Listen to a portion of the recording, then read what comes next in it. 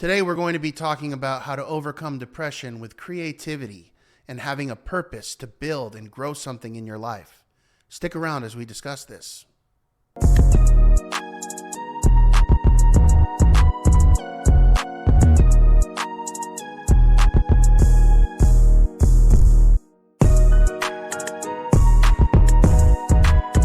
Hey everybody, Marriage Ranger here. I really do appreciate you visiting the channel today, and I just want to ask for a like and subscribe before we jump right into this. Life often throws dark shadows on our path, moments when we feel submerged and struggling. This struggle, known as depression, has roots in both our biology and how we navigate life. Let's embark on a journey exploring the intertwined threads of creativity and mental health. As the Psalms remind us, "Why, my soul, are you downcast? Why so disturbed within me?" First of all, we have to talk about what the author was speaking of, depression. He was talking about something that millions of people in our country and all around the world are dealing with right now. Most people are going to face some form of depression at some point in their life. Depression can be like a heavy fog, clouding our thoughts and making life seem so burdensome. It's not just about our genes, it's also shaped by how we live and how we think.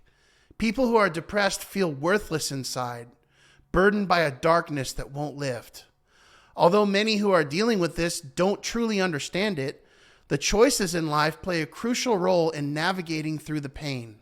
So let's consider self-worth as a light guiding us throughout life. The more sources of light that we have, the brighter our path.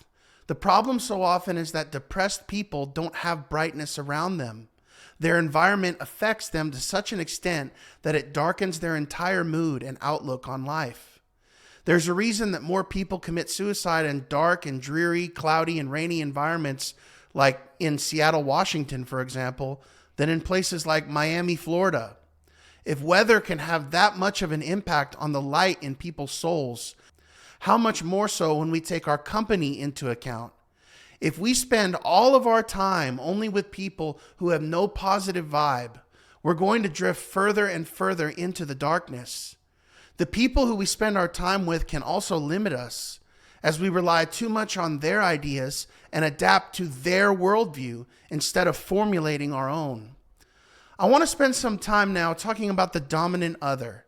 It's so easy for us to fall into a place in which we are always needing someone else's approval in order to feel good about ourselves.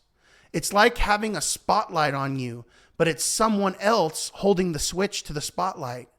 When that person is no longer there, it's like the spotlight suddenly goes out, and then you're left in the darkness. This is what happens when we over-rely on a dominant other for our self-worth. We all have to think about this. We all have to think, what if my dominant other is suddenly gone? I know it may be hard to think about, especially if we're talking about a very close friend or family member, especially a spouse or a brother or sister, but consider the reality that people are not our hope. They will not always be there for us. They may become tired at times, or they may become angry with us, or even walk out of our life for good, or pass away. And then what? We have to fix our mental condition so that we don't rely on others to keep ourselves afloat emotionally and psychologically. Remember the words of Isaiah chapter 2, verse 22. The prophet says, "Stop trusting in mere humans who have but a breath in their nostrils. Why hold them in esteem?" So how do we escape this great prison of leaning upon something or someone else for support all the time? We need to talk about having a grandiose goal for ourselves. And this can be both a beautiful thing or a tragic thing, depending on how we do this.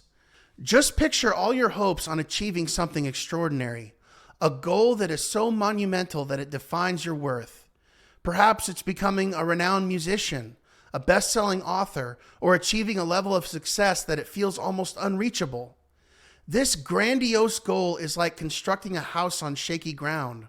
While having aspirations is essential, staking your entire sense of self-worth on a single colossal achievement can be quite precarious. In the Bible, there's a timeless lesson about the danger of placing excessive importance on worldly success. In the book of Mark, Jesus tells a parable about a rich man who stored up treasures for himself on earth, but was not rich toward God. The parable teaches us about the impermanence of worldly achievements and the importance of focusing on spiritual richness. Mark chapter 8, verse 36, it says, "For what does it profit a man to gain the whole world and forfeit his own soul?"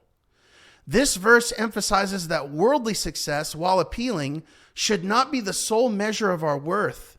Placing all our hopes on achieving grandiose goals can lead to a sense of emptiness and loss if those goals are not aligned with spiritual fulfillment and a deeper sense of purpose. It's a reminder that while goals and achievements are valuable, our ultimate worth is not determined by external success. Seeking a balance between worldly aspirations and spiritual richness can provide a more stable foundation for our sense of self-worth, and it will help us regarding our self-esteem. The Bible encourages us to invest in the eternal rather than the temporary, reminding us that a life well lived is one that aligns with higher principles and values. So there is absolutely nothing wrong with having a project and pursuing it fiercely so that we can help in overcoming depression. And these things help us short term, but it is unwise to place all our eggs in one basket. The grandiose goal that really matters above all else is not hedging our bets on a person who emotionally supports us, or even focusing on a talent that we have or an ability that we can use. Our goal has to be spiritual in nature, with a direct access to the divine. Where God lives, there is hope and a future, and we know that He will never leave us nor forsake us. Now let's get to the main crux here.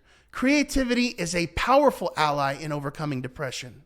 As long as it's not used as a crutch for our lack of faith, and as long as it's not based in our own vanity and pride, creativity is a tool for self-esteem. And it generally brightens our mood no matter what the environment is around us. It's not just for artists, it's a tool that we all possess. Like a magic wand, creativity can break the chains of depression and illuminate our path. Surprisingly, depression can be a companion in creativity. Some of the most outstanding minds in history, like Aristotle and Marcus Aurelius, found a link between the melancholic self and creativity. It's like turning a dark energy into a creative force, a bit like planting a seed in the midst of the rain. Creating something new is like a superhero redeeming us from the clutches of suffering.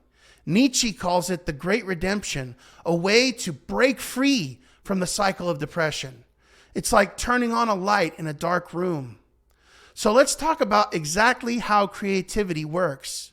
It's a 3-step dance: preparation, incubation, and illumination. First, you actively learn and practice your craft. Then you let your mind rest for a while, like a seed that's germinating in the soil. Finally, the light bulb moment arrives and your creation is born. It's as simple as that. Don't overthink or fret the process. Just let it work within you and trust yourself as you do it. God made you to create because you were made in His image, and He is a creator. He created all things, including us. Your creativity may look very different from mine. It may look very different from the people around you, but it's a trait that we all have and that we all can benefit from. As we wrap this up, I just want to say this. Life is a dance of creativity. Embrace the power within you to create. Don't give up on what you can do and what you can find pleasure doing. Find diverse sources of light and let creativity be your guide throughout life. I'm going to close by saying this. I am here for you.